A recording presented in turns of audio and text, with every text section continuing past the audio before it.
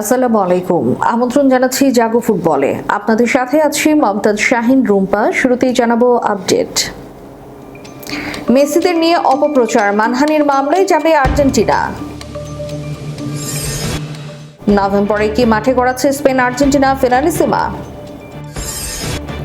এবার না কেঁদে কথা বললেন স্কালোনি, কি হয়েছিল ড্রেসিং রুমে দিলেন উত্তর। যে কারণে এখন আর পারিদেসের শাস্তি চান না গাভি। যেভাবেই হোক গার্দিওলাকে কোচ বানাতে চায় ইতালি। এবার বিস্তারিত। মেসিদের নিয়ে অপপ্রচার, মানহানির মামলায় যাবে আর্জেন্টিনা। বিশ্বকাপ চলাকালে আর্জেন্টিনার খেলোয়াড়দের লক্ষ্য করে চালানো গুজব ও অপপ্রচারের বিরুদ্ধে বড় ধরনের আইনি পদক্ষেপ নেওয়ার পরিকল্পনা করছে আর্জেন্টিনা ফুটবল অ্যাসোসিয়েশন। আর্জেন্টিনার দৈনিক লা নাসিওন এবং আল বিসেলেস্তে টকের সূত্র ধরে এই চাঞ্চল্যকর তথ্য সামনে এসেছে। এএফএ মানহানির মামলার প্রস্তুতি নিচ্ছে, যার মূল লক্ষ্য কোনো সঠিক প্রমাণ ছাড়া খেলোয়াড়দের বিরুদ্ধে আনা অসত্য দাবি এডিট করা, বিকৃত বা যাচাই না করা ছবি ও ভিডিও ছড়ানো। এএফএ এই বিষয়ে সম্পূর্ণ কঠোর অবস্থান গ্রহণ করতে যাচ্ছে। শুধু মূলধারার বড় সংবাদ মাধ্যম কিংবা এক্স, ইনস্টাগ্রাম ও টিকটকের মতো প্ল্যাটফর্মের জনপ্রিয় অ্যাকাউন্টগুলোই নয়, যারা এই অপপ্রচারে অংশ নিয়েছে তাদের সবার বিরুদ্ধে ব্যবস্থা নেওয়া হবে। প্রতিবেদন অনুযায়ী এএফআই এর একটি ডেডিকেটেড লিগ্যাল টিম ইতোমধ্যে সামাজিক যোগাযোগ মাধ্যম থেকে বিভিন্ন পোস্ট, স্ক্রিনশট এবং প্রমাণাদি সংগ্রহ করার কাজ শুরু করে দিয়েছে। খুব শীঘ্রই এই বিষয়ে আনুষ্ঠানিক ঘোষণা এবং আদালত সংক্রান্ত পরবর্তী নির্দেশনার ঘোষণা আসতে পারে। নভেম্বরে কি মাঠে গড়াচ্ছে স্পেন আর্জেন্টিনা ফিনালিসিমা? বিশ্বকাপের ফাইনালে রেশ কাটতে না কাটতেই ফুটবল প্রেমীদের জন্য এলো আরও এক রোমাঞ্চকর খবর। ইউরোপিয়ান ও দক্ষিণ আমেরিকান চ্যাম্পিয়ন স্পেন আর্জেন্টিনার মধ্যকার মর্যাদাপূর্ণ লড়াই ফিনালিসিমা ম্যাচটি নিয়ে নতুন করে শুরু হয়েছে জল্পনা। বিভিন্ন গণমাধ্যমের প্রতিবেদন অনুযায়ী চলতি বছরের নভেম্বরেই কাতারে অনুষ্ঠিত হতে পারে বহু প্রতীক্ষিত এই ম্যাচটি। 2024 উয়েফা ইউরো ও কোপা আমেরিকা চ্যাম্পিয়নের এই লড়াইটি মূলত 2026 বিশ্বকাপের আগেই হওয়ার কথা ছিল। তবে মধ্যপ্রাচ্যের ভূ রাজনৈতিক উত্তেজনা ও নিরাপত্তা পরিস্থিতির অবনতির কারণে শেষ পর্যন্ত কাতারে নির্ধারিত সেই ম্যাচটি স্থগিত করা হয়েছিল। পরবর্তীতে মাদ্রিদ বা হোম অ্যান্ড অ্যাওয়ে ভিত্তিতে ম্যাচ আয়োজনের গুঞ্জন উঠলেও চূড়ান্ত সিদ্ধান্ত হয়নি। ইএসপিএন আর্জেন্টিনা সাংবাদিক মার্টিন আরেভোলার প্রতিবেদন অনুযায়ী 2026 সালের নভেম্বরে কাতারের লুসাইল স্টেডিয়ামে এই ম্যাচটি আয়োজনের নতুন পরিকল্পনা হাতে নেওয়া হয়েছে। এমনকি কাতার সরকার এই ম্যাচ আয়োজনের স্বত্ব কিনে নিয়েছে বলে দাবি করা হচ্ছে। যদি বিষয়টি আনুষ্ঠানিকভাবে নিশ্চিত হয়, তাহলে বিশ্বকাপের পর আবারও মুখোমুখি হবে দুই দল। নিউ ইয়র্কের নিউ জার্সির মেটলাইফ স্টেডিয়ামে সদ্য সমাপ্ত বিশ্বকাপের ফাইনালে অতিরিক্ত সময়ে ফাররান তোরেসের একমাত্র গোলে আর্জেন্টিনাকে 1-0 ব্যবধানে হারিয়ে শিরোপা জিতেছিল স্পেন। বিশ্বমঞ্চের এই লড়াইয়ের পর দুই দলের মধ্যকার ফিনালিসিমা ম্যাচটি ঘিরে ফুটবল বিশ্বে উন্মাদনা এখন আরও বহুগুণ বেড়ে গেছে। উয়েফা বা কনমেবল থেকে এখনো আনুষ্ঠানিকভাবে দিনক্ষণ ঘোষণা করা না হলেও নভেম্বরে লুসাইল স্টেডিয়ামে এই মহারণ আয়োজিত হলে তা বিশ্ব ফুটবলের অন্যতম আকর্ষণে পরিণত হবে, এতে কোনো সন্দেহ নেই। এবার না কেঁদে কথা বলেন স্কালোনি, কি হয়েছিল ড্রেসিং রুমে দিলেন উত্তর। ফাইনালি স্পেনের কাছে হারার পর আর্জেন্টিনা কোচ কথাই বলতে পারেননি ঠিকভাবে। কাঁদতে কাঁদতে সংবাদ সম্মেলন ছেড়ে যান। লিওনেল স্কালোনি আবারও কথা বললেন। বিশ্বকাপ ফাইনালে হারের পরের মতো চোখে পানি ছিল না তার। এবার তিনি চওড়া হাসি নিয়ে কথা বললেন। নিজের শহর পুজাতোতে ফেরার আগে শুধু দলের ও ভক্তদের প্রশংসাই করেননি, স্পেনের বিপক্ষে ফাইনালের আগে আর্জেন্টিনাকে ঘিরে বিতর্কিত তত্ত্ব নিয়েও উদাসীন মনোভাব দেখালেন।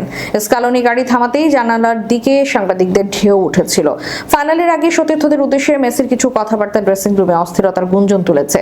সেটি নিয়ে জানতে চাওয়া হয় কোচের কাছে।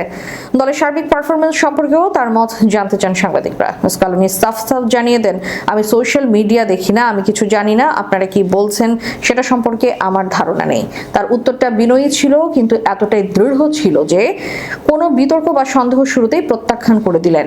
স্কোয়াডের সবার মধ্যে কি একতা ছিল নাকি কোনো অন্তর্দ্বন্দ্ব ছিল, এই প্রশ্ন করতেই লাফিয়ে গাড়ি থেকে বের হলেন স্কালোনি। আমি বিশ্বাস করতে পারছি না, আপনারা কি বলছেন, আমরা একেবারে ভিন্ন পথে হাঁটছি। খেলোয়াড়দের মনোভাব নিয়ে তিনি জোর গলায় বললেন, গুরুত্বপূর্ণ বিষয় হলো এই ছেলেরা তাদের সবটুকু উজাড় করে দিয়েছে। এই জার্সিতে তারা জাত চিনিয়েছে এবং আমাদের সেদিকে মনোযোগ দেওয়া উচিত। আশা করি ভবিষ্যতে যখন একজন খেলোয়াড়কে জাতীয় দলে আসবে এটা কোনো ব্যাপার হবে না তখন, কারণ এটা একটা ইঙ্গিত। শোনা যাচ্ছে ইংল্যান্ডের বিপক্ষে সেমিফাইনাল জয়ের পর ফকল্যান্ডস আর্জেন্টাইনদের ব্যানার দেখানোর কারণে 3 আর্জেন্টাইন খেলোয়াড়ের ব্রিটিশ ভিসা নিষিদ্ধ করা হবে। এই নিউজ কলোনির জবাব আমার কিছু জানা নেই, তারা কোনো কিছুই আমাদের বলেছিল না। আপনারা যেভাবে দেখেছেন আমিও এটা সেভাবেই দেখেছি। আপাতত জাতীয় দল থেকে ছুটি, এখন শুধুই পরিবারকে নিয়ে ভাবনা। আমি তাদের সঙ্গে থাকতে চাই, তাদের দেখতে মন উতলা হয়ে আছে। তারপর সেপ্টেম্বরে আমাকে অনুশীলন মাঠে থাকতে হবে, যে কারণে এখন আর পারেদেসের শাস্তি চান না গাভি। স্পেনের মিডফিল্ডার গাভি প্রথমবারের মতো 2026 বিশ্বকাপ ফাইনালে আর্জেন্টিনার বিপক্ষে হওয়া হাতাহাতির ঘটনা নিয়ে মুখ খুলেছেন। বুধবার নিজের জন্মস্থান লস পালাসিওস ভিয়াক্রান্তোতে ফাবিয়ান রুজিয়ের সঙ্গে সংবর্ধনা অনুষ্ঠানে তিনি পুরো ঘটনাকে তেমন গুরুত্ব দেননি এবং বলেছেন আর্জেন্টিনার খেলোয়াড়দের শাস্তি দেওয়ার পক্ষেও তিনি নন। ফিফা ইতোমধ্যে ঘটনার তদন্ত শুরু করলেও গাভির মতে বিষয়টি মাঠেই শেষ হয়ে যাওয়া উচিত ছিল। তিনি বলেন, আমি মনে করি না তাদের নিষিদ্ধ করা উচিত। আমি বুঝি শিশুদের জন্য এটি ভালো উদাহরণ নয়, কিন্তু ফুটবলের এমন একটি দিকও আছে যা একটু বেশি শারীরিক এবং উত্তেজনাপূর্ণ।